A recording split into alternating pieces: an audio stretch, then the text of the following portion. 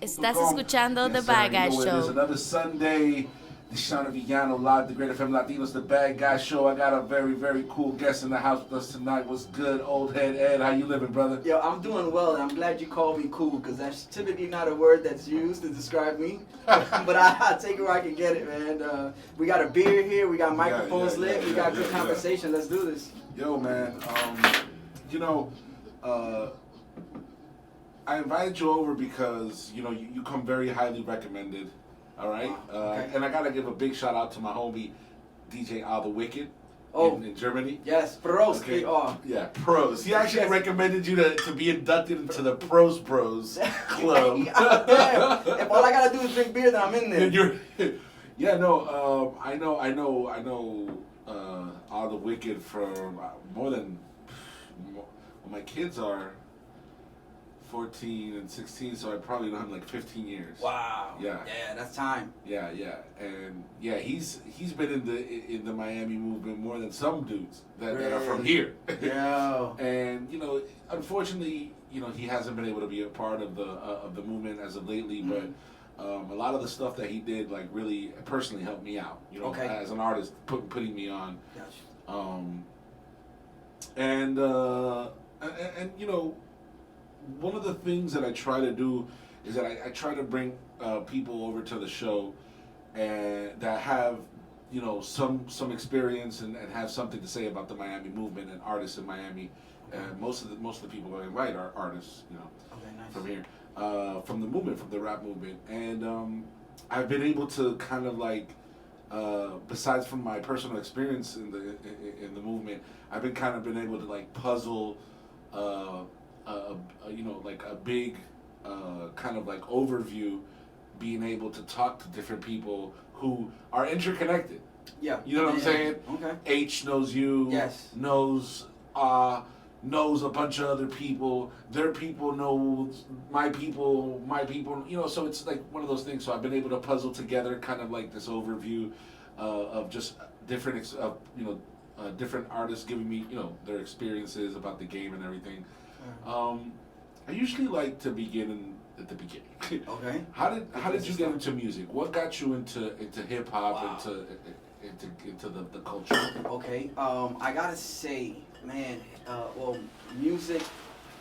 Damn. You want to go at the beginning? Yes. So first of all, my bad. No.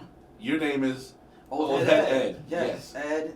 Brews, Beats, and Eats. That's the name of the podcast. Yes, sir. Yes, sir. So, I am the host of a podcast. Yeah. It's a humble, small place where, like yourself, I like to sit down and speak to people of the culture, or people who are just doing things, artists, whether it's spoken word, whether it's DJs, producers, anybody who's willing to sit down and have a beer with me. Nice. Actually, it's code for I just want to drink with somebody and talk shit. Can we curse here? Yes, you can. Okay. All day. I get asked that question all the time, and that's the first time I'm asking it. Okay, but, shit. All right, cool. It's the first time for everything. There you go. So the podcast is something that happened, but before we get into the podcast, you want to start at the beginning. Yeah. Early 80s, I remember vividly catching music videos for the first time. Yeah. Listening to schoolmates recite Planet Rock. Okay. Listening to them recite. At that time, I didn't know what it was.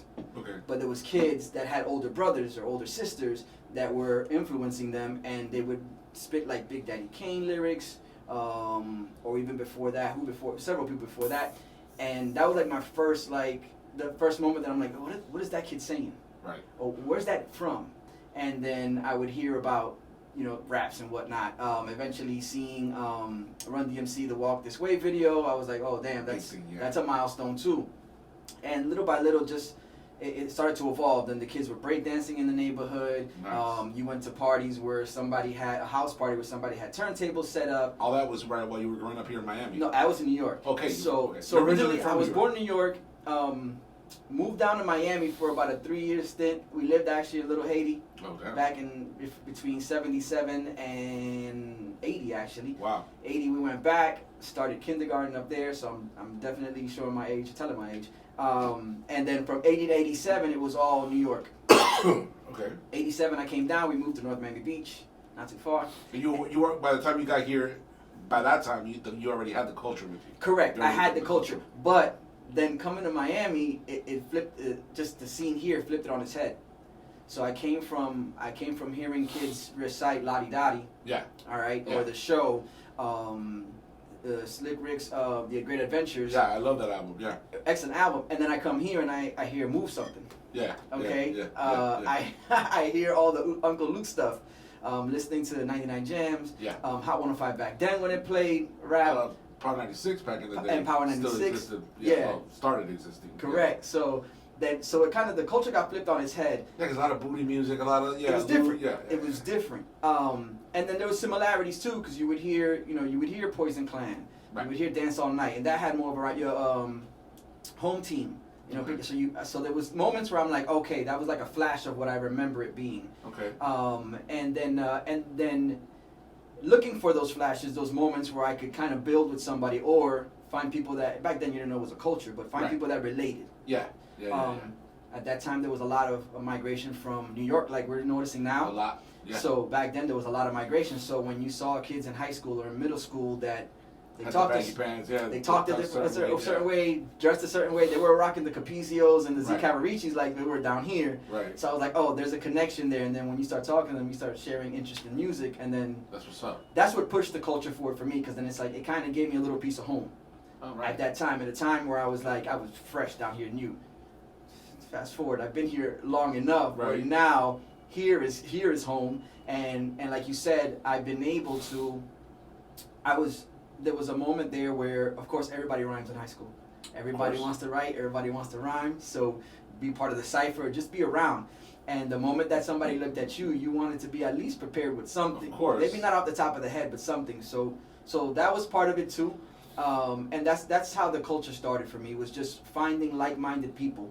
Nice. In a time where the culture changed or the and it was scarce to kind of to find people who were like into it. Correct. What high school did you go to? North Miami Beach. North Miami Charger. Beach. Our football team was perfect. It was 0-13 my senior year. Yeah. Damn. Yeah, we did big things. You played ball? No, I did not. Okay. I did not. I was a small dude. Okay. I like playing back. I run around, go to the park and stuff like Right. that. But yeah, I never tried for any other sports at any school? sports. Yeah, Okay. yeah. I went to Braddock, and I had a similar experience. I came from Colombia, from Barranquilla. Okay. Wow. I was born here, but I was raised over there until I was 17. So I came here, and I went to Braddock, and it was like the first time that I really got to live inside of the hip hop culture. Because the thing was that I got into hip hop because of my older brother. Okay. Run DMC, Raising Hell, the Beastie Boys, License to Ill, Ice-T Power. These were all albums that I had on cassette that my brother was nice enough to give to me, and I would bump those all the time. And out there in Colombia, there wasn't a lot of it. There wasn't any of it, to be honest. We were probably the only ones that had hip hop, us and maybe somebody else, that somebody else knew from another school. Correct. Yeah. But that was only listening to the music. Nobody was rapping. Nobody out there. Nobody was breakdancing. But when I got here, and I saw that, wow. Another thing that really surprised me was a lot of people not necessarily from New York, but that dressed and spoke like they were from New York. They adapted. Yeah, You know what I'm saying? And that was dope to me, because listening to Nas and listening to Biggie and Raekwon and Wu-Tang, and it was just whoa. This is a whole nother thing, and I didn't know anything about it. Yeah. But yeah, likewise, it was because of kids in high school, just being around other kids that I kind of got into it. And of course, my brother, who was he's an encyclopedia. Actually, he's a hip hop historian. Okay. He's a journalist. Nice. And he's acquaintances with EFN and Crazy Hood, Gambit and all that. Shouts to EFN, Garcia, man. yeah. Yo, Drink Champs, that's people's over there. Yeah, Beer Fest Fridays, yeah. We were just talking about them the other day that H was here. We were talking about because he came with Shotty. Shouts to Shotty, SFMG, yeah. Shout out to Shotty. And Shotty's been working with or has worked with Garcia. Yeah.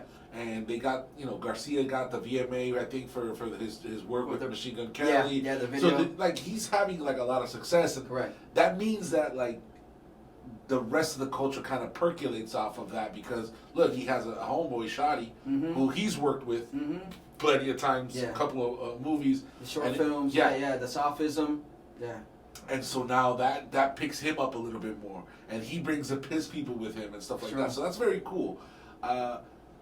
When you get a sense of okay, hip hop, this is where I'm comfortable. How was that change in your life? Man, it was. I gotta say that if there was a change, was that I started feeling more welcome. Started feeling more comfortable in the sense that it was like people who thought the same way I did, or at least enjoyed the same type of music, and then that's the start. That opens the door, and then you get to know people better, and then you determine which ones are like, oh, these people are on my wavelength, or we're on the same tip or whatnot. I don't know if those were the words that were used back then, but I'll use them anyway. Yeah. But so that was and also listening to music, listening to albums that actually kind of even spoke to you in a sense where you're like, I could really relate. Yeah. Because granted, you had all types of music. I couldn't relate to NWA. Right. I liked the stuff. It was entertaining. It was like it's the type of thing that me and my homie was like, we put the cassette in the deck and you listen, the doors are closed and you're did he just say this, that? And my mom here, she's gonna tell me. Exactly. And there was definitely times where I'd be listening to music in my room on my tape deck and I'd be listening to it. I'd have to remember the words because there was moments where I had to turn the volume down. Just so you won't get in trouble. Yeah, exactly. That's crazy. But I say that to say that there was all types of music back then. That were prevalent, and you were always bound to find somebody that kind of spoke to you. Like you could enjoy all types of artists, but there was one or two artists that spoke, and you're like, I relate to that person. Okay. Who was that? Common Sense's Resurrection. That album. Yeah. That album. When he started out, granted, when I heard the album, I might have been 7. You were a chick. Yeah, I was 17, 18, and he was maybe 22 or 23. Oh, not such a chick. But the things he spoke about, just. Like I remember he had a line where it's like, it's the same routine, keep my room clean, I'm looking to do some new things, but ain't shit else to do. I'm 22 catch in the prime of my life, I got no time for a wife. So I'm like 17, 18, and I was like, wait a minute, like I'm at the house with mom and pops. Yeah. Like I have to maintain myself in a certain fashion, like I have to do things around the crib they expect from me, so and I was like, somebody's talking to me. In a sense, That's dope. And so there was those moments like that. De La Soul, when they dropped any of the De La Soul albums, you could point to where I was like, this is totally different from everything else. Right. And these guys, definitely. They are not doing like they're not doing like the tough guy thing. And I was like, I'm not a tough guy. I understand what they're saying. That's where I gravitated to. Tribe, the whole native tongues. Tribe is another, Yeah, I definitely like that movement a lot as well. It's crazy to see kind of like in the beginning of everything how there was so much diversity, you know what I mean? And once kind of like the uglier parts of capitalism start rearing its head, there's less diversity in hip hop because it all starts becoming like what makes money. Yeah. And what makes money is the gangster shit. Yeah. And so now everybody's on the gangster shit. Yeah. And then it flipped to the gangster shit to I don't know. It's like a fashion thing or like. Although, to be honest with you, the South has had, supremacy. I'd say for a longer time than the West Coast or that even New York did. Okay. You know what I'm saying? Because we're going on 20 years, 15 years. Okay, all right. You're talking considering in their run. Right, in their run. Yes, got you. Yeah. No, totally agree. Yeah, it's weird, but when you kind of find that music that speaks to you, it's really life altering. And my personal experience is not only with hip hop, but like with the music that also made hip hop. For example, like listening to James Brown, listening to Earth, Wind and Fire, and going into the Latin part, even though obviously it didn't make hip hop, but it's kind of like music that's contemporary with that era, with salsa music. Yeah. Salsa comes from like a similar background of hip hop, where it's kind of like they made something out of nothing, in the sense that like they combined all these flavors, and they made salsa, and you know what I'm saying, they made it like a gumbo, like a pot of gumbo, right? And then so that starts popping up in like mid '70s, and it's like the urban thing in New York and Puerto Rico, you know, born in New York like hip hop as well, and kind of like listening to all that music in tandem with listening to hip hop. Okay. You know what I mean? Personally, was like something like, especially because I like to pay attention to like the beats and the rhymes and the stuff, like where do they get it? Because of my brother, who was a huge head of like, oh, you know where that sample's from? That's my brother. Okay, yeah. You know what I'm saying? So that kind of, you know, got me into that, and I see that in a lot of people who love hip hop. Yeah. As a hip hop head yourself, what makes you kind of like say, okay, I'm gonna do something to be involved in the movement. I'm gonna do something to be part of this artistic going ons in Miami. What inspired you to do that? You know, it's funny because for a time there, and we were speaking about the same time from, I don't know, coming out of high school, 93, into like the next 4 or 5 years down the line, or even a little bit before that, it was, you would always hear a headline or a story about someone getting into trouble and the system trying to pin it on hip hop music. Yeah. It was amazing. Yeah. That was so common. That was like every other time. There was, even when somebody did something and they messed up and they wanted to take the heat off themselves, they'd be like, no, it was because I was listening to this album and it motivated me, and it's nuts. So let's say that happened, that legitimately happened, and that was really a reason why people did what they did at times. I heard those albums. I never pushed me to do anything. I mean, you did kid stuff, you know, you did kid things that you as a kid, you know, didn't know any better. But ultimately, I think hip hop kept me out of doing certain things. Right. It gave me an opportunity to express myself. Like I said, if it was me and the homie in sixth period or fifth period, and we're sitting there and I'm writing a rhyme and he's writing a rhyme, and then, you know, by the time the end of the day, we switch papers. You know, they gave you an opportunity to do that. Or even sit down and discuss these things, you know, these music with friends. It was like that took up a lot of time, you know, between like going out to play basketball or whatever. That took up a lot of time. So hip hop did have such an influence on me that I knew that it's like I gotta keep this with me for a while. Like I gotta keep this music around me because it serves a purpose. That's what's up. To me, it serves a purpose. Whether it's, you know, having a bad day, and there's other musical genres that do it, but for me it's hip hop. So like, having a bad day, you throw something on. Starting off your day, you feel like, yo, I got this good feeling. I want to keep it going. I want to play. Yeah, I want to hear something good. Something that'll keep this feeling going. Nice. You know. So that's why I felt like I had to stay in tune with it. And again, it just keeps bringing me closer to people that are like-minded. One of the things I always say on the podcast is that my favorite part about it is that it brought me back into the music scene. Okay. I was raising children really early. Okay. And so there was a moment there where it wasn't like I can jump and go check out a show. You know, their dad business. Correct. There came a time where like I couldn't pop up at Fatland every Tuesday night. I couldn't go see classic spin somewhere, you know, on downtown, whether it was Mecca or Cream or whatever. So I fell back. Around the same time, the internet had evolved, so you were able to keep up just from the outside looking in on like whether it was 305 Hip Hop. Or the 305.com. You were able to keep up with that, so that kind of kept me in touch. And I would meet people here and then every once in a while. You go to a show and you ride with the homie, and then he put me on like, yo, I met Orion at the Rock the Bells that happened here in when was that? That was like, I'm bad with the year. I think it had to be 2006, 7, or maybe 2006. It was when Wu-Tang, Nas, they were like co-headliners. That was humongous. Yeah, it was nuts. I rode out with Infinite, Sweet Jesus, shouts to Sweet Jesus, and then I met Orion that day, and then years down the line, I started doing this podcast, and I start bumping into these people again. Nice. And then through that podcast, I find out about H. H is doing this online radio, WVCC. He's playing all the backyard stuff, you know, boom.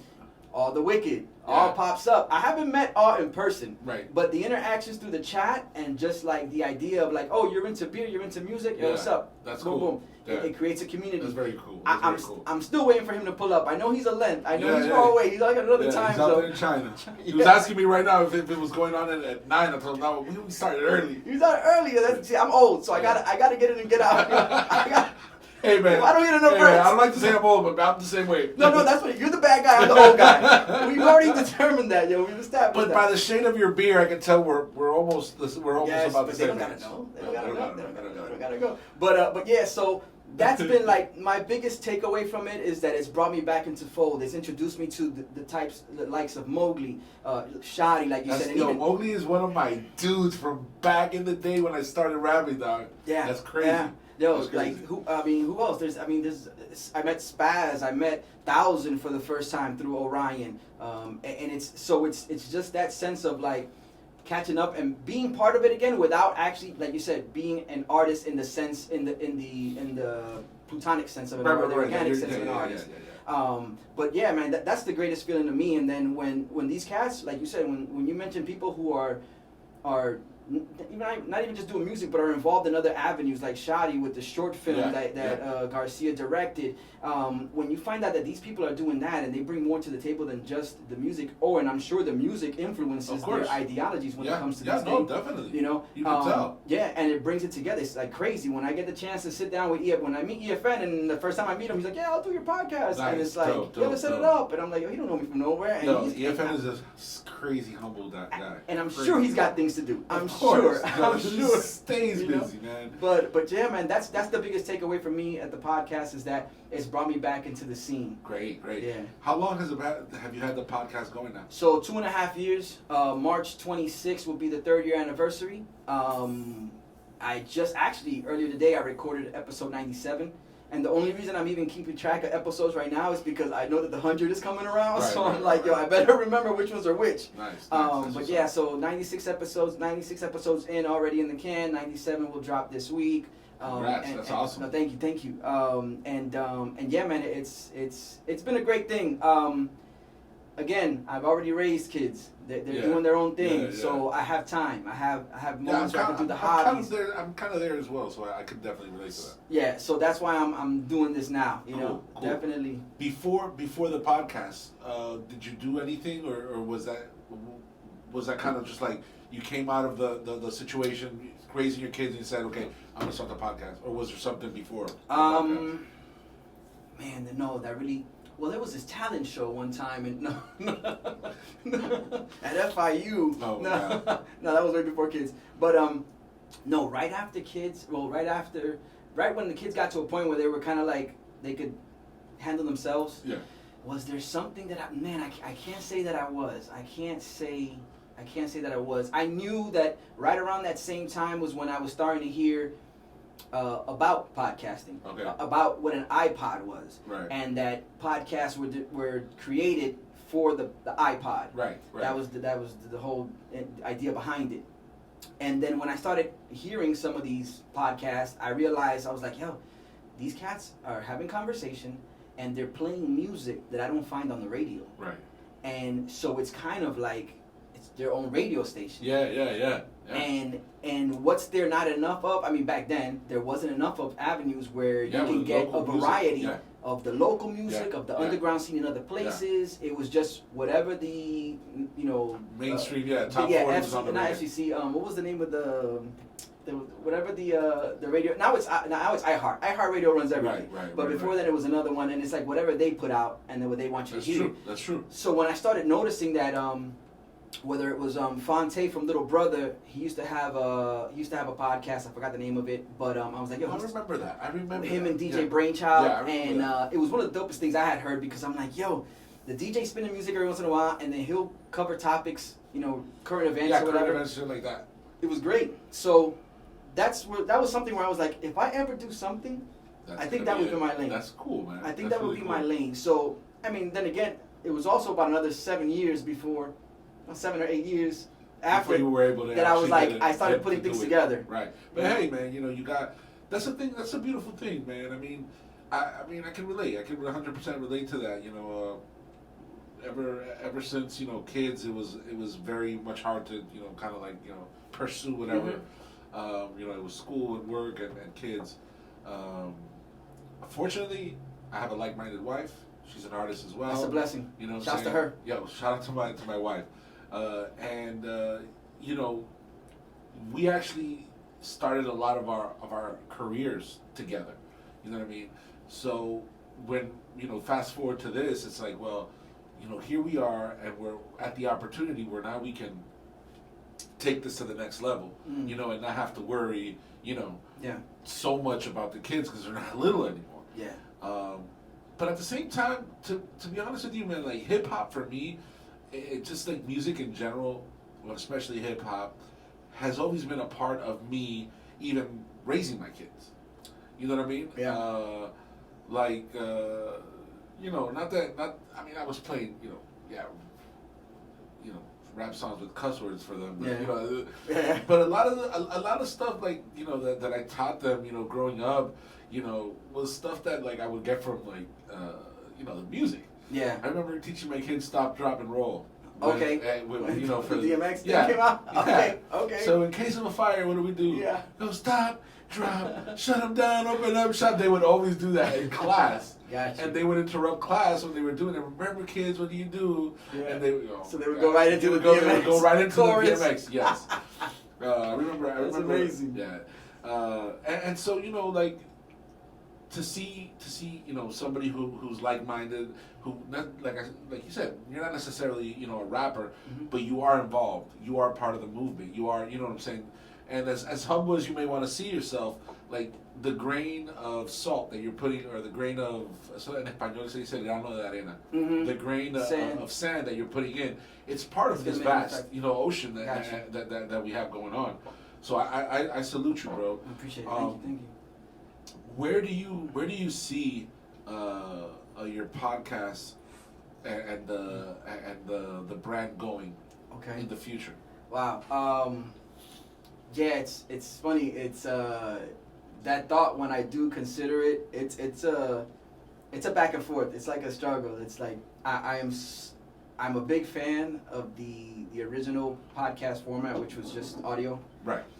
That's evolved into with the video development. Yeah, YouTube. Streaming online, Twitch. Now you can do podcasts on Twitch. That takes a whole life on itself. So there's moments where I'm like, and it goes back to my relationship with hip hop. Okay. Like the purist in me. Yeah. It's like, nah, it's gotta sound like this. There's nobody scratching on the record. Okay. Wait a minute, you only did 2 verses? Yeah. Where's the hook? Right. Why are you singing in the hook? That there's that part of me, and then there's the part of me where it's like, I'm glad that you brought that up. Okay. So, and then there's a part of me that struggles where it's like, yeah, no, there's people tell me like, yo, I like the idea. What are you gonna do next with it? And I'm like, damn, am I supposed to do something else with it? Like, so you start well, surveying. Only if you want to. Exactly. But you start surveying, and you start yeah. thinking, is there a possibility for this to take a different dimension? Now, I went the way of YouTube for a little bit. It's not as easy to do it. It's pretty much, I'm not sponsored by anybody, so right. it's on the strength of like just homies. Yes. Hey, you want me to film something for you? Yeah. Okay, cool. I'm gonna go interview so and so. We're gonna meet up here at the barbershop. Shouts to Atlantic Barbershop. If we go there or wherever it might be, and they'll set a camera up and I'll do the episode. Great. That's not always readily available to me. So, with that said, I know that the video thing, if it does happen, it's a length down the way. Maybe, like I said, once sponsorship happens, I really want people to give me free beer. That's my next step. I'm like, it started here. Yeah. Yes, salud. But that's the first step, and then after that, it's maybe we might do it to a visual thing. Cool. The reason I brought up the friends that would say be willing to let me shoot some video for you.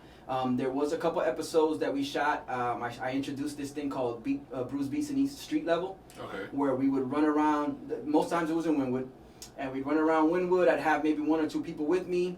We'd stop somewhere, grab a beer. Yo, what are you drinking? What are you? Say what it is that they're doing, that they're up to. Right. Then we'll go to a food spot, pick up something to eat. That's cool. Eat. That's really cool. Like real quick, digestible. Yeah. No pun intended, because there's food involved. But there was it'd be like 5-6 minute episodes. Cool. Maybe 10 minutes the most if there was a lot of B-roll or whatever. But I started doing that. That's a pretty good format. And that's something that I want to do. Like I could see that and I don't think it'll ever replace the podcast, but I definitely want to do that, like that supplemental. So for those people who maybe not interested right away in listening to someone talk for an hour and a half, and thank God it's not me, it's the guest, because nobody wants to hear me talk for an hour and a half, I think. But ultimately it gives them a visual, because we've come to an age now where it's some people somebody drops, you mention a song to somebody, they'll go, does he have a music video for it? Yeah, that's kind of the first thing that they'll check for. Yeah. I think that's weird because I guess you can trace that back to like people. As a matter of fact, I blew my kids' minds the other day when I told them that people would sit in front of the radio to listen to shows the way that people sit in front of a TV. What? That's fucking great. Yeah. So I guess from there, but I see that, man, and congrats because you've had great success doing this. You get much respect. Appreciate you know what I mean? it. Having you here is like so cool because I get to be like, yo, I had I'm gonna get mad views. And it's only because who I know. I have old head here because he knows. He knows. Right. Well, you know what? To be honest with you, the movement has, and I think that's kind of like a espada de doble filo, like it's like a double-edged sword. Yes. The fact that a lot of things do get on with, because somebody, and that's unfortunately, but fortunately at the same time. Nah, I mess around. I mean, definitely. I treat everybody with a certain level, of respect. Definitely, what you want coming back to you. Of course. And it's always the same energy from me. I don't take anything that serious. I'm not offended easily. So it's like I think that kind of leaves things open for people to be like, that's cool. That's pretty cool. Cool dude, And if that's what they think, then great. And if they'll go around and say, yo, yeah, that's the homie and whatever, and that means something. And I mean, I even appreciate it more. I appreciate it even more. And obviously, you're easy to have a conversation with because you're doing the podcast. You're here. I'm soy testigo. I'm gonna say shit in Spanish, but tú eres Latino, right? Yeah. My parents are both Dominican. Okay, for real? Exactly. A white Dominican. You're probably the second white Dominican I've ever met. This way. Rest in peace, my grandmother. But my mom is one of 13 kids. Oh, wow. So at one point when we lost count, there was like 52 of us cousins, and it was all shades. It was all shades. Of course. It was all in there. Of course. Of course. But no. It's like me and my cousins too. I got cousins that are like blonde, blue eyes, and I got cousins that are dark and like really nappy hair. Yo, I had twin. I have cousins that are twins, and one was tall, blonde, light skin. Nice. And the other one was short, trigueña, with curly hair. That's hilarious. And they look twins, nothing alike. Fraternal twins. Yes, correct. That's hilarious. No, I think that I hate to say it like that, but when we come from like more. Let me see how I can say this. Since we come from a multicultural background, just as Hispanics, that we have so much behind our, Dominicans have like 4 or 5, like black, obviously Spanish. A lot of Hindus have moved out there to the Caribbean. There's also like a lot of Oriental people. Yes, they are, bro. And they fire off Spanish better than I do. Dude, it's amazing. I was amazed by that. So we have in Colombia as well. I'm from the Caribbean in Colombia. Gotcha. Right. So of course I have all that mixed too. I don't know, man. I think we bring a little bit more to hip hop. Not that we bring a little bit more to hip hop, maybe, but maybe I'm not characterizing it correctly. Yeah. But what I'm trying to say is that it's something. There's definitely something there. To where hip hop has been able to be taken to another level because it exists in places like Japan and places like in Africa where they don't even speak English, but they also have us who are English speakers who are also have second and third languages. It goes to show you the power of the music. It does. I mean, people tell you all the time that they'll go over there, they go to across the water and they'll go to perform, and these people don't know English at all, but they'll spit all the lyrics. All the lyrics. Yeah. That's an awesome phenomenon. That's wild. So, about hip hop, there's a lot of, passion that goes into recognizing quote unquote true hip hop, right? In the United States, we had that discussion, I think, where it's like a lot of the music that comes from the South has not been treated as hip hop for a while, and even cast out of that circle, which is the boom bap circle. Gotcha. Yeah. What's your take on that? Do you see Southern hip hop with all the flaws that it has, as part of hip hop? Man, right now I'll tell you. All right, so of course there was a time here where the music was a certain way. Right. Like you said, every once in a while you'd have like a society pop up, and you'd hear a record like Yes Indeed. Yeah. What else? I mean, any other record that kind of had more of what we would consider at the time like a true hip hop feel. They'd pop up every once in a while. And then there was a time where, Outkast came out, and the events at the Source Award happened, and 3000 was like, we have something to say, the South has something to say, and it came true. Whether I listened to all of it, probably not.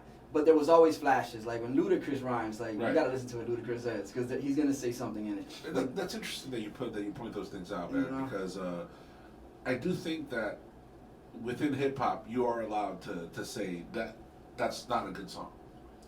See, and that's that's the power we have as consumers, as listeners, as lovers of the music. Yeah. The big hurdle or obstacle was when hating became a term that meant, oh yeah, I have no other way to end this discussion, so I'm gonna call you a hater. Right. If I don't like the music, that doesn't mean I hate the music. I can't relate to it. Right. Now, would you rather me put on front and put on airs and be like, no, this is great, I know exactly what they're talking about, and you turn around and be like, this guy doesn't know. Or even say it's good when you're not feeling it like that. Exactly. Like, how would you respect me as an individual whose opinion you regard, Right. So that became like kind of the scapegoat for a while. It was like hating was a big thing. Oh, you just hating. Oh, you just hating. No, you sound like a hater. Right. Or the argument was, the best argument to me was but they got money though. Right. That was like, they got money though. Right. And then you find out that the cars are rented, the houses are rented, the videos don't really portray what it is. They probably... But they do have money behind them.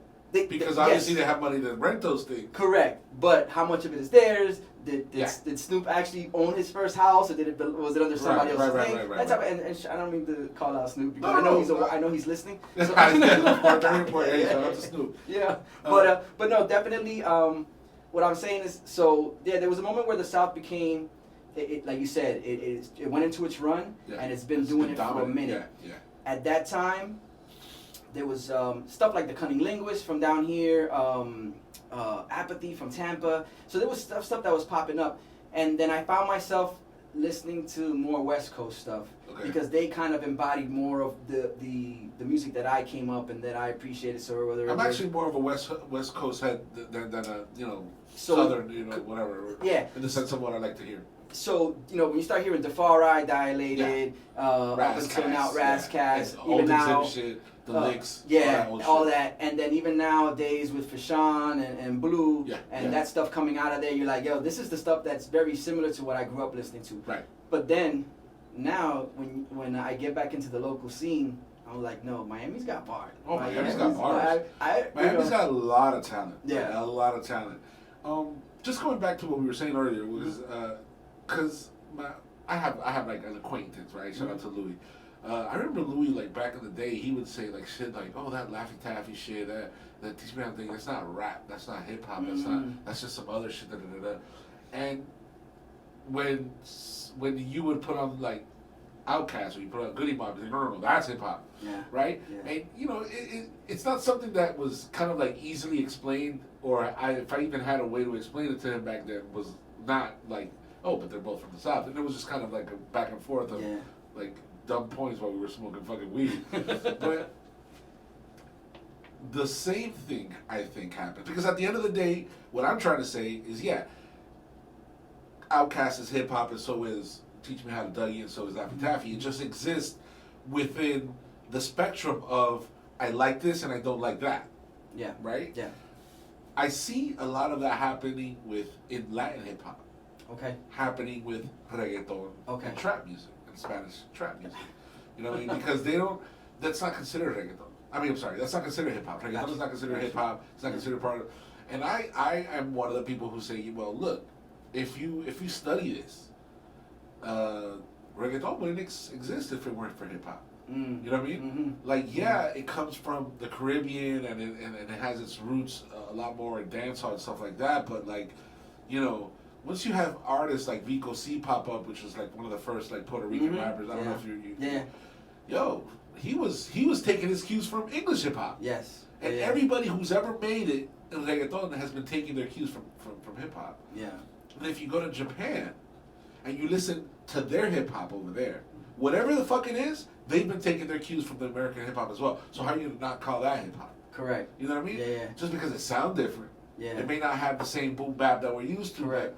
So I try to ask this of every artist or of every guest that I have that has some kind of knowledge of this. Would you consider reggaeton part of hip hop? That's an excellent question.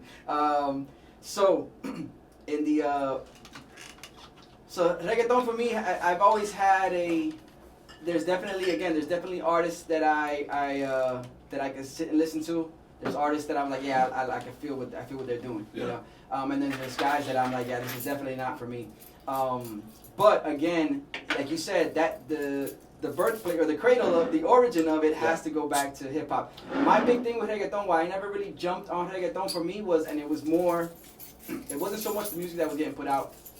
My thing was that coming from a Hispanic background, Hispanic household, and family members, that when you would play a hip hop song or a rap song, they would be like, baja esa mierda, ¿qué no están hablando esto?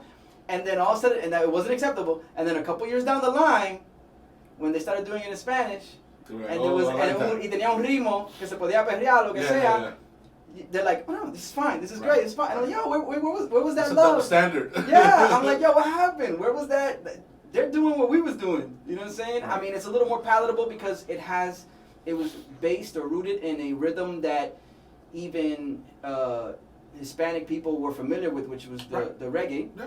And it had that drum beat. But overall, there's definitely people that could rhyme their ass off no matter what it is. And if you're really good at it, you'll rhyme on a reggaeton beat, a trap beat, or whatever. Right. And me being, that kind of takes me back to a moment when we were talking about finding an appreciation for it, or whether one area was or wasn't, or whether you're the discussion about Laffy Taffy or cell therapy, let's say. The difference is that as an artist like yourself, or anyone who takes the time to craft something, you have a lot more appreciation from the work that went into cell therapy than you did into Laffy Taffy. Right. So that creates like a divide. I could see where that could be like where someone's like, yeah, I'm not feeling that, or maybe not consider it because to their standards, because they understand. There's two listeners. This has helped me cope with a lot of like the back and forth, like within myself, about is this hip hop? Is this not hip hop? I don't listen to that. I don't listen to this. I've learned two things. I'm old, so that not everything is made for me. Not everything is made with me in mind, and that's fine. The other point was I totally forgot what it was, but I do this on my podcast all the time. But so I find myself going, all right, this music is not for me. So why am I putting it under the standards, under the microscope that I usually do? Oh, the other thing is there's casual listeners and there's people who love music. Right. And the casual listeners, their taste has been modified and molded by radio. Yeah, 100%. So it's now they call it radio program. Yeah, program directors and all that other stuff. Yes. They're programming you. Yes. So that is a clear divide. Like the moment anyone has that feeling to go, yo, that's not real. Stop for a second. Right. And read the room, assess the situation, and go, these are casual listeners here. Yes. These people just came out. Yes. To vibe. To vibe. They're not me. They're not sitting there listening to the words and appreciating where the sample came from. Right. Who else used it? Right. Where did that bar come from? That they're not delving into it. To them, it's an escape of just a moment. Sure. They mostly like the beat. They're not really listening to the words. Give me something that I can sing along to that is very simple. And a chorus. That's why choruses became repetitive. That's why choruses became most of the song is a chorus nowadays. Right. I remember back in the days, Mobb Deep. One of the biggest attractions for me to Mobb Deep was that they had these choruses that went 8 bars. It was the verse. Yeah. And then it was like, yo, that was dope. And then they would get into the rhyme. Right. Great. And then it evolved into repeating the same thing over again, over again for 8 bars. Yeah. Or going in with the chorus, hopping in, like doing 8 bars of chorus, singing a song, hopping in for like 4 bars, rhyming, and then go right back to the chorus, which is what you're like the format you see nowadays at times. Again, it's 2 different perspectives. See, just the fact that you're talking about formats and bars and 8-bar hooks and shit like that, you know, yes, you are more than just the casual listener. Yeah. You're actually judging music. Right. Yeah. No, So- I do the same. So that's my thing. I've noticed that's where I've learned to like reside in that area where you play something for me, wherever it's from, and there's probably gonna be a chance where I'm gonna go, this is not for me. They might think they're killing it, and there might be people that believe they're killing it. Another thing is how much do you rely on not the fireworks, but like on the gimmicks. The gimmick. How much do you rely on a gimmick to sell a record as opposed to your own talent? Right. It gets real rough. It gets not, and I see it's happened where you got to the point where you got to do more than just rap. Right. You got to produce on your own album. Yeah. You know what I'm saying? Yeah. You got to play an instrument. You Yeah. know.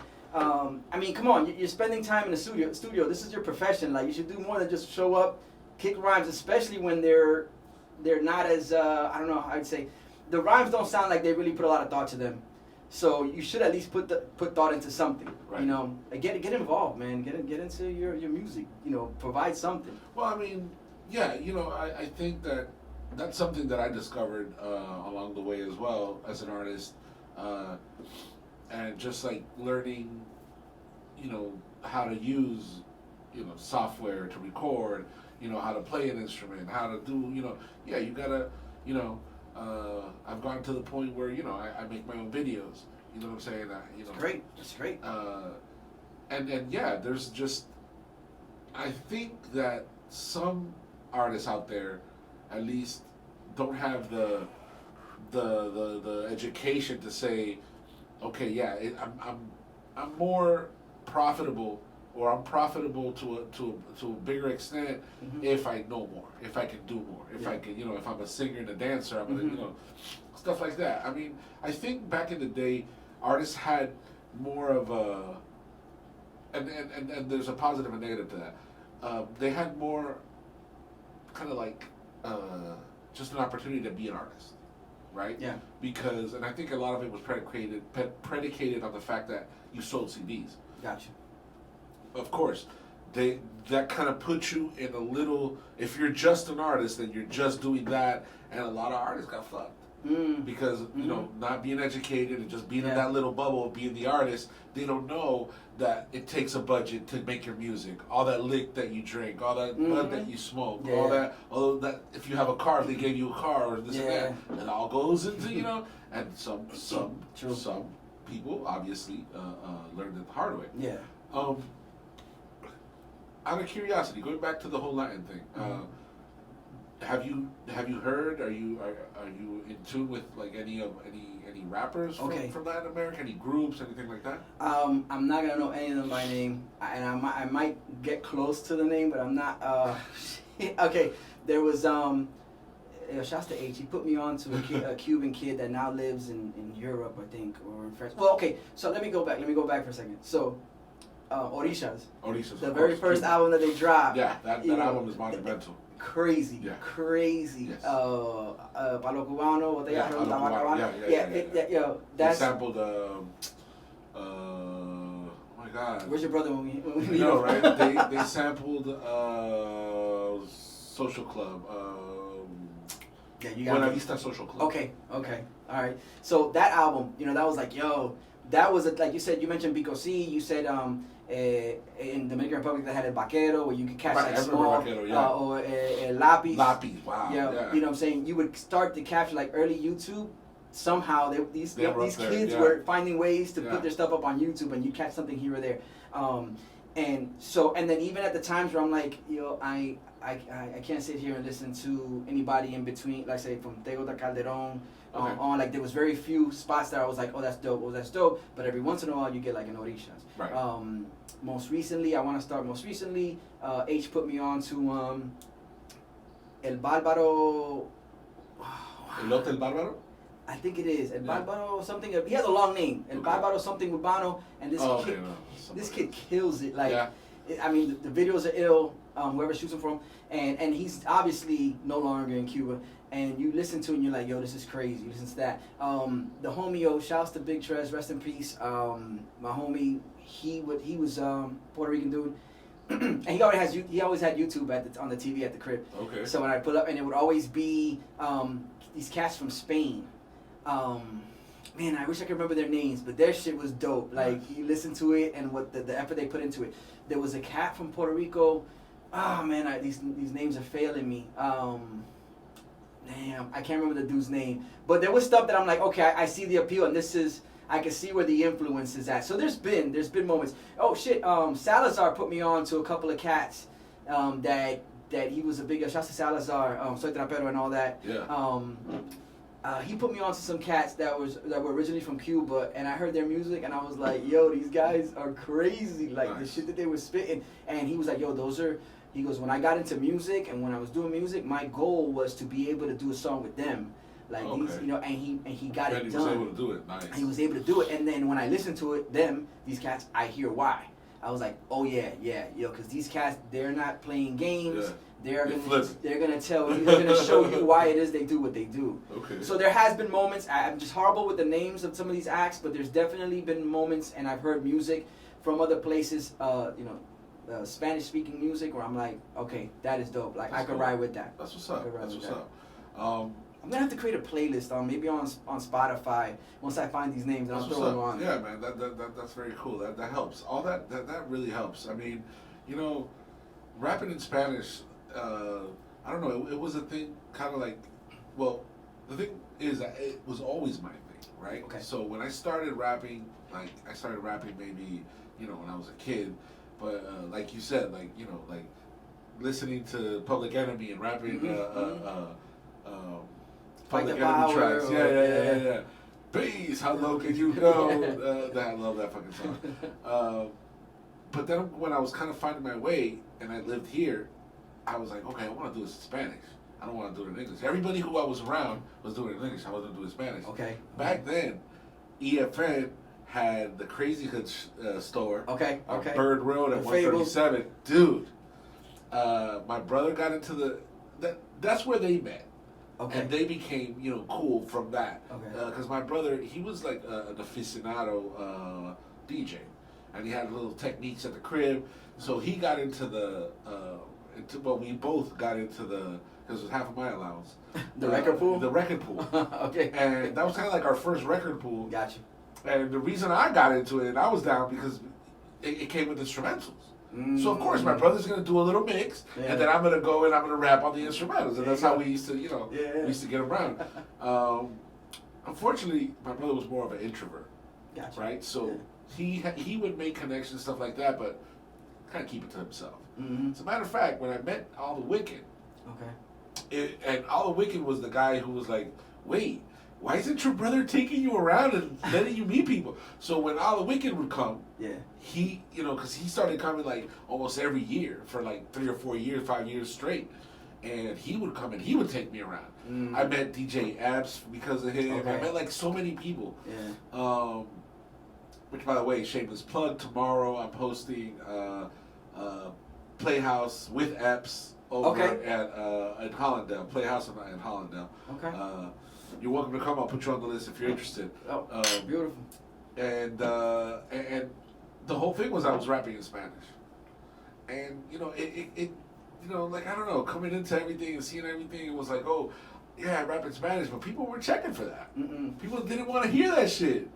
And I think EFN told me once, and he told me in a really nice way. I can't blame him. He's like, somewhere along the lines of like, yeah, nobody wants to hear that shit.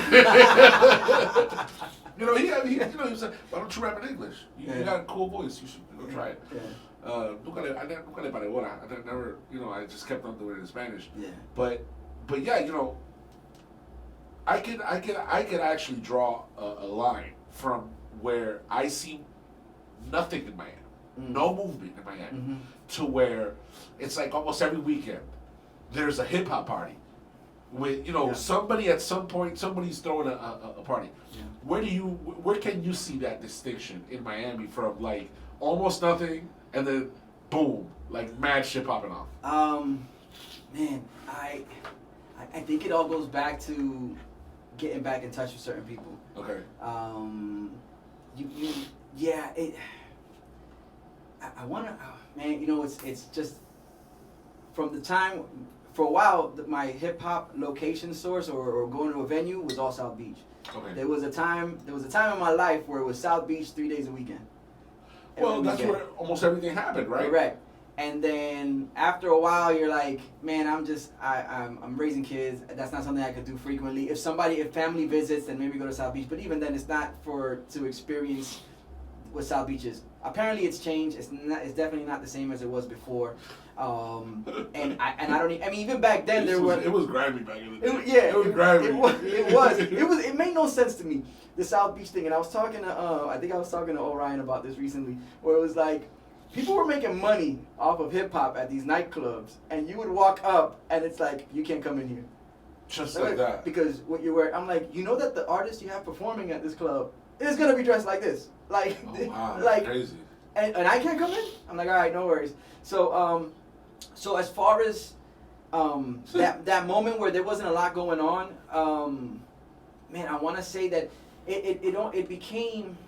To me, it was when there was like a big festival. That's when I saw things pop back in. But again, I don't know how much. I want to say that there was definitely a lot more events that were going on when I was raising kids that were like either battle orientated, like the cats that were doing the battles at venues. That was still happening. But as far as like performances and seeing what it is now, I think my eyes are a lot more open to it because I have the free time on my hands. So I can't honestly say that. No, it was definitely a drop off, at one point, and then now we're back here, you know. But I definitely love what people are doing here, and like you said, from dropping music, technology has given that's the other, like you said, a double-edged sword. Technology has given everybody the opportunity to put something out. Right. You're gonna get some good. You're gonna get some bad. Of course. I am glad to see that the good that's coming out of South Florida is great. It's impeccable. I mean, from the music, the production, the videos that artists are putting out, and then moving on to doing a show somewhere. That's great. I mean, you start to see. You see the people come down now, and I think it's probably because I'm just more aware of it. But you got the Griselda family comes down. Right. Trust was down. Karis One was down recently. Yeah, yesterday he performed yesterday at Winwood. So I'm seeing a lot more opportunities to go check things out. October 9th, Sky Zoo's coming down. For those who are down, cool with Sky Zoo or know his music, or Rex from Boston, they're performing. Heron's has a hand in that. Okay. And so it's coming back into my radar more. So it could be that while I wasn't looking for it or I didn't have the opportunity to check it out, it wasn't. It was still happening. Right, it's always happening. It wasn't within my periphery. I see what you're saying. There was times where I remember going to Fort Lauderdale and going to see Slaughterhouse, Sean Price, Duck Down perform, even Asher Roth perform, Lupe Fiat. So there's times, but you got to check for it. Check out Mayday out there. Right. And these are hometown casts. So, I mean, there's definitely things that are popping up now, and I think I'm just more aware of it because of where I find myself. You're in the thick of it now. Yeah. Do you have now? I might put you in a little bit of a hot seat here. Do you have a favorite? Do you have any favorite artists right now, local or otherwise, that you say that you would say you want to know it? Yeah, I'll take another. Yeah, because I'm gonna now. I'm gonna have to think about this. Who would you say is like somebody who you're listening for that you're listening for, that you're checking for these days? All right, man. Okay, so an artist that I'm always there's a couple that I'm always gonna check for their music. Like if they drop something out, I go check it. But someone who I really enjoy listening to, because I think he does several things well, from produce to rhyme, even the style of rhyme is Odyssey. Producer MC, he's originally from the DC, Maryland, Virginia area. I think he's residing in New York now. But Odyssey shit is crazy. Yeah. It's and he provides everything, like those moments where you want to hear some like real heavy hitting, like, you know, bragging. The lyrics hit hard. He has he has the like DC, Maryland, Virginia like slang. Yeah. So it's not quite New York. It's not quite down south, but it's neither. Like if you listen to it, you'll be like, where's this guy? Where's that accent from, the slang from? Where's that tone from? But he does all types of music. He does some mellow shit. He'll kick something where it's like real ease back. It's stuff that'll make you like think about stuff, yeah. Put you in positions where you like wonder. So I always check for Odyssey stuff. Who else am I listening to? See, and I actually asked my guests these questions, and I look at them like, you can't answer this, and now I can't answer it. Who else out there in the mainstream? Again, you know, Blue. Man, there's so many, and they're not coming to me right now. Homeboy Sandman. I'm a big fan of Homeboy Sandman. We just had him down a couple weeks ago, so that was cool. That was a pop-up show that happened, within 3 days. SFMG came together and made it happen. But as far as down here, like, who am I checking for down here?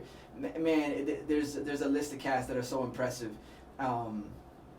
Like we mentioned Mowgli earlier. Through Mowgli, I met Belief, or AKA Mr. Belief, which just dropped an album, self-titled album, which is ridiculous. Go to Bandcamp, check it out. I want to definitely check for that. I mean, Shadi, you had him here, so you spoke to him. You know exactly what's going on. Moscovich. That whole that shit is serious. That whole concept is yes, very dope. Tev on the productions, man, and it's. And I'm always going to keep an eye out on that. Young cats like Tetris. I love everything Orion does. Tetris is a check. That's the homie. Yeah. Bro, now I'm in a place where I have to keep up with everybody's music down here. Nice. And the best part is that it's easy to do so. Right. Because it's dope music. It's not, you know what I'm saying? It's something you want to check for. Correct. Yeah. Whether it's H and DJ Proof, H got the new native slang stuff coming out. There's him, J5 and the Benchwarmers are collaborating on something too. They both confirmed it on the podcast, so that's why I feel comfortable saying it. But it's called the Invincible. It's Alpha Bench. Alpha Bench. I think it's called Alpha Bench. But yeah, definitely, like, those are the cats that I'm gonna keep up with, and I'm gonna always check for their stuff.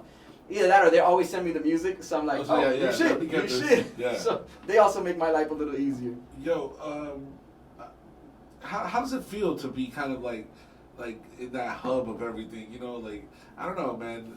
It's gotta feel good. It's gotta feel good. It's a good feeling. It's definitely a good feeling. 'Cause your name comes up a lot.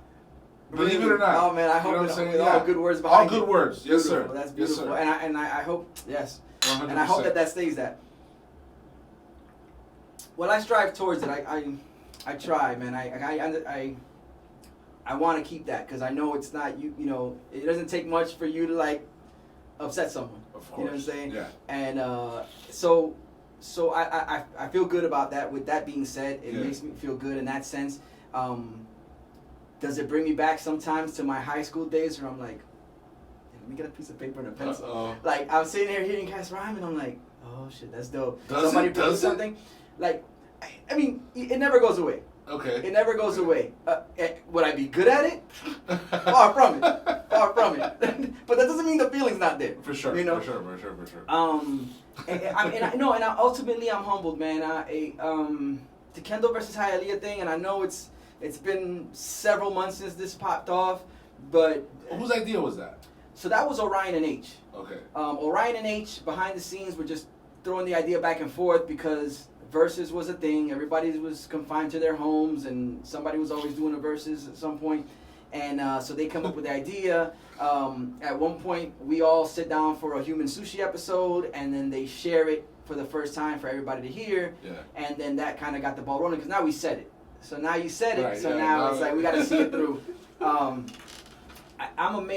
just amazed that I can contribute. Yeah. to the bigger scheme of things like that, when we're trying to pull things together or pull things off, that's a great feeling where I can at least do, and it's not much, man. I'm like, yo, you want me to create an Eventbrite page? Yeah, I've never done it before, but don't worry about it. You know what I'm saying? I know how to work a computer, but it'll take me a minute. But I feel good overall. I feel good. I mean, now that you brought up the Kendall Hialeah thing, there was a couple of people that got into their feelings over that, and I was like, it's supposed to be like fun. Yeah. Why are you like? I didn't say this to anybody. I was just, because I'm in the chats. I'm checking you guys out. I'm like, why are these guys getting all? So what's your take on that? All right, Erykah Badu has this quote. Actually, I think this was from before Erykah Badu went into Tyrone for the first time in a live show. Okay. If I'm not mistaken, before she went into singing Tyrone, which was kind of like a freestyle off the top of the head, she has a quote where she says, because I'm an artist and I'm sensitive about my shit. So like she was kind of like forewarning the people. She's like, yeah, I've never done this before. We're gonna try something different, but don't go easy on me. Because I'm an artist and I'm sensitive about my shit. The reason I know that line is because Brother Ali dropped a song called "Sensitive" where he samples that. But that's it. Ultimately, the crazy thing is that as artists, as artists, you maintain an air about you, especially when it comes to the pugilistic art of battle. Yeah. Okay, it's a gladiator you have to, yes, yeah. You got to put that war face on, and you got to give it everything. Yeah. It doesn't mean that you're not protecting something a little more delicate inside, which is nothing wrong with it. There's nothing wrong. We're human. The emotions ride through us. There's a reason why we go through things. So it's very possible that some of the cast was like, yo, they might have felt that was the moment to then be like, yo, I'm gonna express this, which, listen, I can't tell a man why and why not to feel something. Yeah. If they felt it, they felt it. You know what I'm saying? I think I don't have to deal with the repercussions. Right? Yeah. But if they felt it, they felt it. You know what I'm saying? And something so simple, so But it is what it is. It is what it is. Yeah. Again, it's. I don't know if I'm not gonna sit here and say that that's something that's gonna forever, like that they're gonna carry that burden with them the whole time. I hope not. You know what I'm saying? But it was a moment. Right. And it was a moment, and I hope if nothing else, they came out on the other side. Kind of like looking at it in a better perspective. The way we're looking at it, where it's like it's just art. It's just Yes. us trying to get by. Correct. Because it wasn't in a moment in time where we were going through, as a society, we were going through this whole thing together. So yeah, I mean, you know what? I'm actually very fortunate to have to have friends like All the Wicked who put me on to H. Okay. And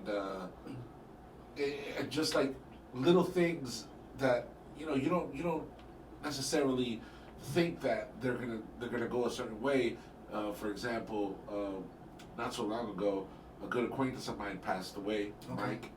Sorry to hear that, man. Mike from, I don't know if you ever heard of him. They called him El Mike, and he had an internet station called Hip Hop Colombia. Okay. Okay, and he was friends with a lot of people, like Michelangelo 305. Yes, Triple Z and him. Yeah. Shouts to Michelangelo. And Mike had a lot of friends. And wait, was he one of the cats that was in that Spanish cipher? Yes. Okay. He was one of them. All right, that's why it's starting to sound familiar. Mike, okay. Yeah. And the whole thing was that he was, he was a little bit ahead of his time with that whole kind of with what we're doing here, because what we do here, play 24 hours music, and then we interrupt the music for shows here and there. That's kind of what they were doing 10 years ago. Dope. You know what I'm saying? All digital. You know what I'm saying? Without being official and everything, just a pirate radio. Yeah. And it's funny just how everything works out, because through him, I connect with Michelangelo, with a bunch of people from Colombia, and unfortunately his passing brought a lot of acquaintances that we had in common.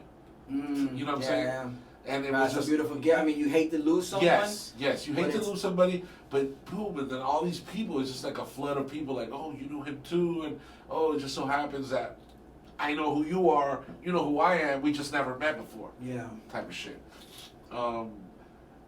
It's fortunate. I'm very fortunate to have that, and I'm very fortunate to even just be here with you and have this show to be able to do this. When you think of hip hop, do you think that? Because you told me before, like it was something that kept you in trouble at some point, right? Like I guess all of us, because I could count myself in. Do you see hip hop always like that, like as a force of good?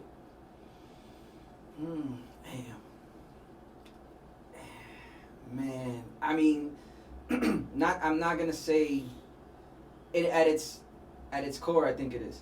Not to say that there's not gonna be people who take it. They're influenced in a certain fashion, because we do promote. There's a lot of violence that's promoted. Right. There's a lot of misogyny. There's we're checking all the boxes. All that's in there. Criminology. Sure. There's definitely, I don't even know if that's a word, but Raekwon said it was. It's on the purple tape. Yeah. But there's a criminal element to it. Because it comes from the streets. Correct.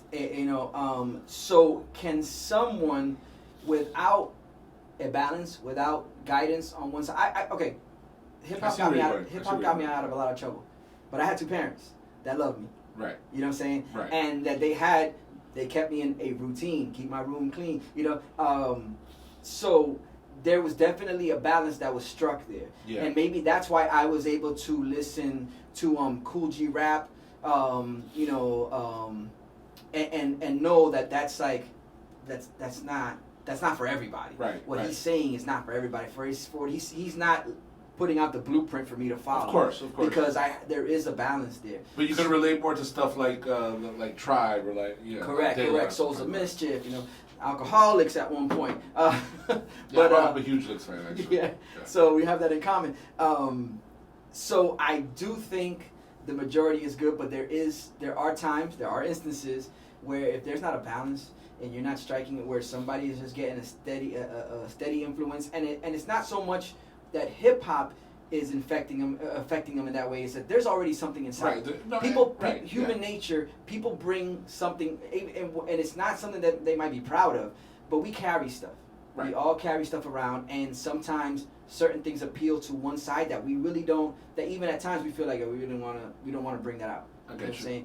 And then sometimes we find ourselves in places where there's just a moment of like despair, and then that side that you try so hard to suppress comes out. I see what you're saying. You know what I'm saying? That makes sense. Yeah.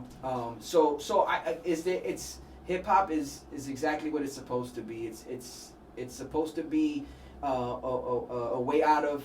It was created to find for young kids with nothing. Yeah. To find a way out of their situations. It is now. It's a springboard from rhyming to acting to having your own show. So much more that you can accomplish. Yeah. So I mean, like anything else, man. It's a matter of making a decision. It could have this effect on you. It could have that effect on you.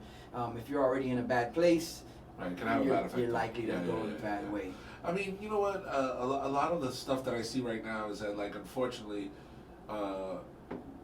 there's not a lot of kids who are coming up like knowing about hip hop, about the culture, about the roots, about the That's not cool. That's not cool. Nobody's like to do homework. Nobody does their homework, and they think that shit just kind of started with Yeezy, and they're just out there repeating shit that Yeezy says, and they're just like, no, fool, like, what the fuck are you saying? Hey, listen, I you know what I've learned is that the old school shifts. Like the old school shit. Oh, like no, of course. I recently talked to somebody and they said, I'm a fan of they mentioned something. I'm like, like old school stuff like blank. Tupac. And I was like, Tupac. Yeah, and I was like, no. Wait, you're talking about my homies called Tupac, right? Like that old. Like dancing in the background. Yeah, exactly. That's what you're talking about? No, they're talking about like Big Against the World. Yes. but no, feel old. It does. But definitely the old school does shit. Yeah. And I get it, man. I get it that it's kids. We we always resisted against our parents. Sure. Kids gonna resist against us. The one argument that I can make about when people go, oh, but how are you not gonna like this, or how you, or you sound like your parents. You're becoming that old person. Right. You know, my argument is this: is that my parents didn't grow up with hip hop. Of course. So they had nothing to compare it to. Of course. That of course. You know, I grew up with hip hop. I could go back and like, you know, I was there, so I could see it, and I could how do you say, formulate thoughts and ideas based on it. So when you bring me something, I have something to base it on. Like I have something to compare it to. Right. You know, so that's always like true. like my argument is like, oh, you sound like an old person. Yeah, but old people before us, they didn't have hip hop, so of course it was. No, we had hip hop, so we could definitely see where there's an influence where somebody studied. You know. And you know, one of the things that I see is that, like, yeah, my parents didn't have hip hop, but ever since then, hip hop is like permeated like every facet into every facet of life and popular culture. Oh yeah. Where in Latin America, that shit hasn't happened. In the Caribbean, that hasn't happened. Yeah. You know what I'm saying? Still, like like even, and there's a conversation that I wanted to get into. You know, it's like the capitalism thing of it. Because I criticize capitalism, right? I'm a leftist. You know what I'm saying? I do see where my like aspirations of what a society can be totally clashes with what I live hip hop with it, you know what I'm saying, and how I live hip hop. Yeah. You know what I'm saying? For example, for many people, hip hop provided that kind of like platform for us to know what it is to have a business, or to want even to have a business of our own. Yeah. You know what I mean? Mm-hmm. Because at some point, moguls became a thing in hip hop. You know what I'm saying? From within the culture. You know, and now you have billionaires in hip hop. Yeah. You know what I mean? Which is great. That's awesome. But the critique that I do find the most interesting is that I don't really find, and I think there's kind of proof in now, in the way that things are moving along, is that there isn't true empowerment through capitalism. And I don't want to like broaden it. I just keep it in hip hop. Yeah. There's not too many like. Okay, the success stories are there, but they're not necessarily like lifting themselves out of poverty. They're not necessarily creating generational wealth. They're not even necessarily doing anything positive in the sense of like, you know, a lot of these rappers are talking about getting fucked up in their song and drop. You know what I'm saying? Yeah. So within hip hop, that critique of capitalism, I do find it like I don't see it as the answer to like, you know, empowerment in general. What do you think? All right. So for years, my question has always been, like you said, if you go back as far as Rapper's Delight on Sugar Hill, right. or the many songs that came out on Sleeping Bag Records, like back then, black and brown people did not own labels. Right. And if they did, I mean, they might have had a position, or they might have started maybe, and that was a rarity where they start their own thing. Yeah. Okay. So we had to play a game. We had to play a game for us to get our foot in the door, or for hip hop to get their foot in the door. Yeah. I understand that. Fast forward to the early to mid 90s, and now you're starting to see record labels pop up. Whether it's Bad Boy, whether it's No Limit, whether it's Rockefeller, you name it. These labels are popping up, and being successful, and they start driving forward. Jay-Z becomes president of Def Jam. Yeah, I remember that. And then there's an issue where, why didn't the Roots get pushed? And I think I'm doing my H thing right now. Yeah, no. Why didn't the Roots get pushed? Why didn't LL get pushed? Yeah, there was a lot of contention back in those days. I remember that. And for a while, it was when we get in position, or when people get in position, it'll change. Right. And it didn't. We've always said that. We've always told that. Yeah. And it didn't. So now is it? Then I ask myself this every once in a while. I'm like, is it the fact that you came up in a system, and now you find yourself where you're like, well, all I know is this system, right? So I'm gonna do the same thing that was done to me. If I have an artist that's just gonna shoot a video and I have a Bentley and and I'm gonna tell them, hey, can I put the Bentley in the video? And they go, yeah, that'll be great. And then on the back end, I'll be like, rental for Bentley. Yep. You know what I'm saying? You know, to an artist, we're not doing the things that's gonna propel us. Right. Why don't the idea is once you get to a position where you're running shit, you're gonna make it so that the people coming up under you don't have to go through the same thing that you went through, yeah. In a sense, like you still want people you're always in any trade, you want the person to experience what it is just so that they could appreciate it later. Sure. But you don't go about that by following the model that was placed before you, because now we are these guys holding these positions are the closest thing to people actually coming from hip hop. Right. You know, that they made their money from hip hop. So now why don't we do away with all the common practices of what labels were doing back then to them, you know, whatever, the Cold Crush, whoever. Why don't we do away with that and now put ourselves in a position, because now we're in a position, why don't we make it where everybody's everybody doesn't have to follow. Like, you don't have to follow the same trend. Oh, that's hot, or this is hot. Oh, so and so just sold a bunch of records, so you need one of those songs too. You know, why does that still exist? That's my big thing. My one thing that I always kind of ponder and I question when it comes to the capitalism is like you said, making all this money doesn't necessarily mean that you're gonna come out of things, right? Or things are gonna change like that. So that's my take. That's my input when it comes to the capitalism. I still don't understand why we're running labels and then there's still such a shortage of variety when we tune into the radio. Why? You know? Well, you mentioned that, and the truth is that like when people like Jay-Z, they put out Rockefeller, then you have Bad Boy, then you have whatever other label, right? Prominent in that time, for example, that time frame. You have simultaneously, and even if you want to bring it to now, you have that critique of hip hop where it's a societal problem that we have, like an opioid epidemic, right? We have a lot of people popping pills. We have the gangster lifestyle being glorified, the drug dealer lifestyle being glorified, and you look at these labels. And these labels are only signing people who do that. Yeah. You know what I'm saying? Because, the market's dictating that's what's, just like you said, if you do a song like that, then, and that song was if a song was dope, they're going to say do something like that. Yeah. And if that's, murmuring something while you're on, lead with some autotune, then that's what it is, right? Yeah.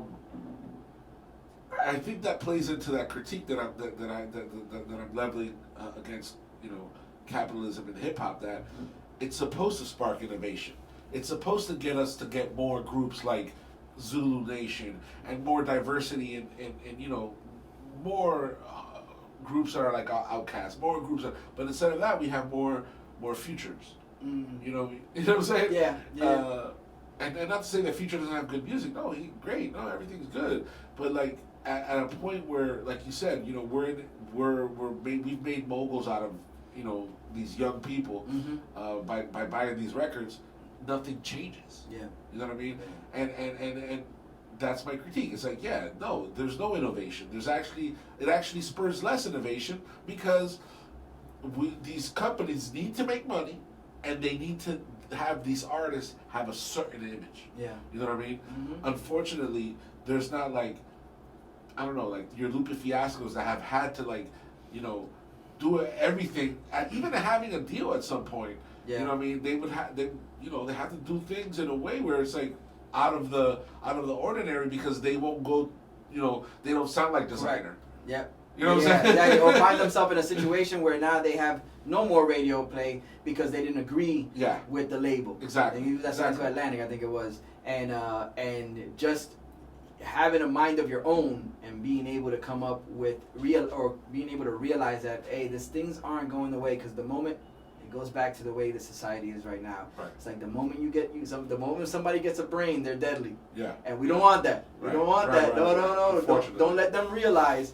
And then that's what happens. So you find like a Lupe where it's like, all right, well, I can't mess with these people. You know, Lasers came out. I'm sure he owed them the album. Of course. You know, a great album, by the way. And you know, it's not my favorite, but it's definitely for someone who was going through what he was going through. He put together a decent album. Yeah, I know the production, the quality's there. Like you can tell that. You know, what I'm saying, that it's a dope album. What would you recommend, or what kind of a, I'm not saying a solution, but how do you think we could counteract some of this? Support your local artists. Dope. Bottom line. Dope. Support your local artists, because once you support them and they become a force, then the industry has no choice but to come to them. Cool. You know what I'm saying? Do that. We don't have, now that everybody has access and availability to technology, which again, technology is, I think the theme of the show has been, is like, it's good when it comes to the guy that comes with it. Of course. So now the technology opened up the gate, where there used to be people standing in front of the gate. Yeah, the gatekeepers. The gatekeepers, you know what I'm saying? They're not there no more, because everybody. Well, they are, but they don't have as much power as they did. They can't cover so many gates. Right. There used to be one gate. Now it's a perimeter of just open doors. Gates. So it's exactly. So everybody's finding their way in because of the way technology is. Yeah. So there's not someone there around to go, hey, think about this, consider that, consider this. Don't put yourself in this position, even to take them the other way around, right? And take advantage of them, and correct. Put them into a lane where they don't want to be in. But this is how you're gonna make money. This is correct, and ultimately that's everybody's goal. But yeah, I think that. But it's like, so since we don't have control over how many people we can I don't want to say like check or monitor as they're going through, because everybody should do their thing. Sure. But since it's become such an open market, let's just say, it makes it a lot tougher. So what do? We gotta promote the dope artists. Yeah. If someone in your town is making music that you want to hear on a grander level, on a greater scale, Apóyalos. Support them. Go to their band camps. Especially when they do the band camp Fridays, where all the money goes to the artist. So every once in a while they'll do that. That's when you strike. They're selling a shirt, get their shirt. They're gonna perform somewhere, show up. A lot of times these people are doing they might be doing free shows. Of course. But the fact that you show up, and the venue, you at least the venue makes some money. Whether you buy a drink at the bar or food if they have it. Yeah. Now that turns around and makes your homie the commodity to the venue, because it's like, oh, he brings in people and they spend money that a lot of people to walk around talking about they have. Right. So if that's the case. Right. Support your local artists, the ones that you really want to see move up and propel themselves. That's who you ride with, and any age, awesome. You know what I'm saying? That's what's up. I think that's a great perspective to have. Thank you for sharing that with us, because man, listen, there might not be solutions out there, but we can definitely do things. Yeah. Like, I don't know about eradicating capitalism, but there's definitely shit that we can do in the meanwhile to chip away at the at the system, and to comfort people, and to just be there. I mean, listen. One of the thing about being an artist is that, like, it's subjective. Like, what you make is only going to be liked by the people who like it, and that's correct. it. You know what I mean? And there's something for everybody. And there's something for everybody. So yeah, definitely that. Very, very, very wise words. I'm gonna make sure I'm gonna take what you said, and I'm gonna snip it, and I'm gonna play it on a constant loop here. That'll be dope. Yo, man, thank you so much for being with me was here all today. Mine. Plug in your podcast one more time. Sure. Let them know where the social media is, where to get you, and everything. Indeed. Brews, Beats, and Eats. I should get this right if I'm gonna do it. Shit, man. It's Brews, Beats, and Eats, the podcast. You're almost 100 fucking shows in, bro. I want to try. Practice, right? Practice makes perfect. Unless you're Allen Iverson. Brews, Beats, and Eats, the podcast. All right, it's the podcast you love to love. Episodes are dropping every other week on a Thursday. Spotify, Apple, Google. Just put in Brews Beats. It's all one word. Brews Beats and Eats, the podcast. The Gmail is Brews Beats, the letter N Eats. So is the IG. Season 3 is coming soon. Awesome. So when season 3 drops, we're gonna add the hotline 786-294-6263. Okay. A lot of times I can't sit down with everybody. Right. And there's people that listen, that have been listening, that I want to hear them. I want to hear from them. And that's going to be a great way to connect. So I need everybody to hit me up and tell me what I like to call the hashtag EBMs, which is your early beer memories. So I want to hear everybody's early beer memories, even if you've been on the show before. Okay. Because there's always a possibility that after you leave the show, it's like one of those remember. I should Wait a minute. that story. I want to hear that story. Places where you think I should go visit as far as drinking or eating or whatnot. Very music cool. I should listen to. Very cool. If like I said, if it's reggaeton and you think it's really dope, send it my way. Let me know. Tell me, yo, check out for this cat. If it's some trap music, let me know. I'll listen to it. Okay.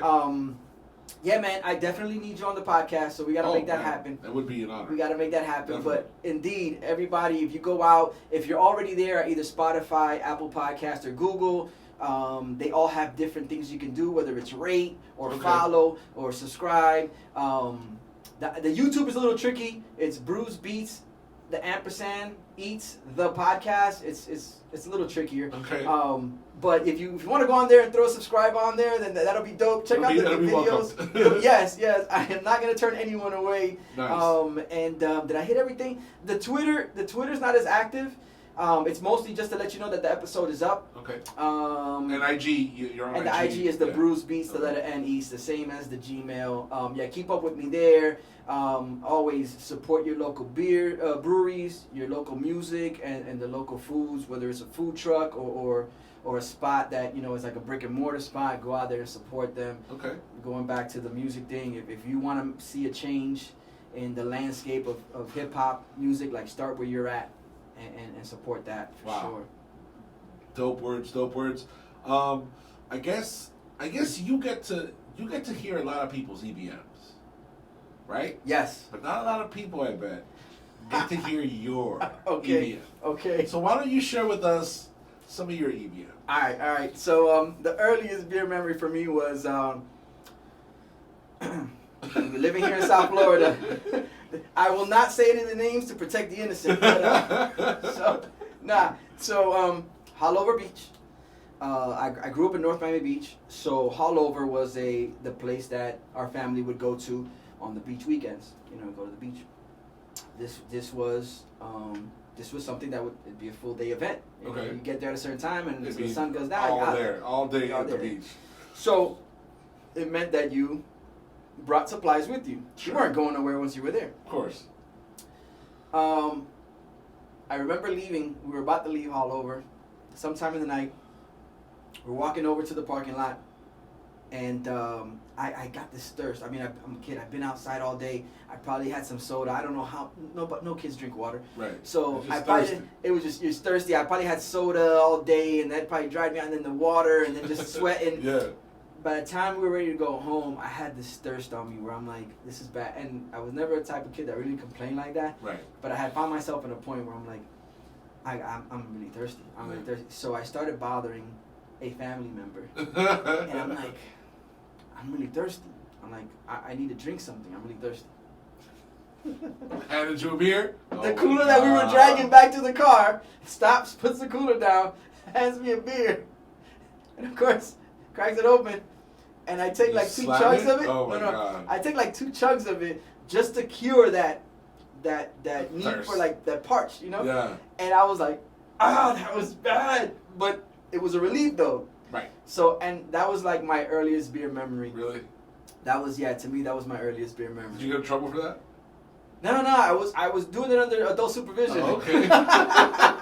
That is such a Latino thing. Yes, it is. Oh my God, brother. And going back to all the stories I've heard, I could pretty much guess when I'm sitting across from someone from Spanish descent. Yes. I already know what your EBM's gonna be. Yeah. Oh, there's a party going on. Of course, and the it's adults, a party. It's a and family. the adults leave this much amount of beer here, and then you and your cousins will be like, you're doing like an Ocean's 11. Like, yo, how are we gonna get? Or that you got the drunk cousin or uncle that's like, tómale, mijo. Yeah, the one that nobody else is drinking with, so he wants a partner. He's like, you know, those are the scenarios that pop up. Always. Yes, That's what's up. Hashtag EPMs. EPMs, man.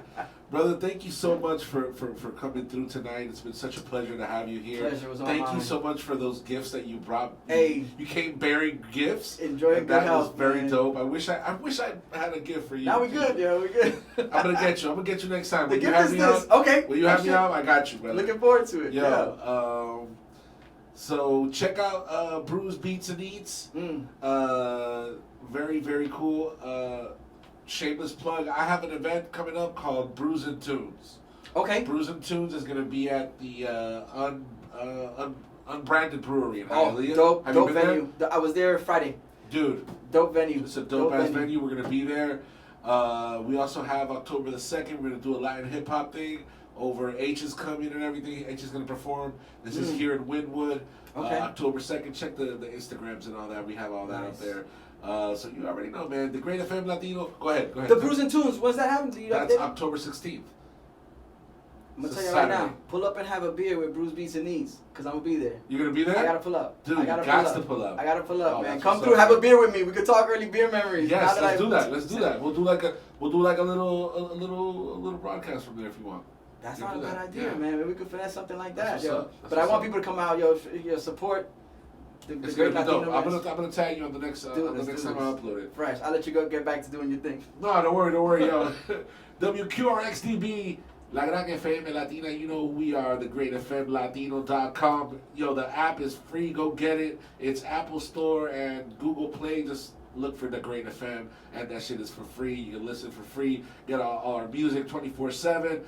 I'm D'shon El Villano. This is the Bad Guy Show every Sunday. You know, we got some fam up in here, so make sure you check us out. Villano Music, that's Villano Music with a Z and a K on Instagram and on everywhere else. And the Bad Guy Show, you know what it is, man.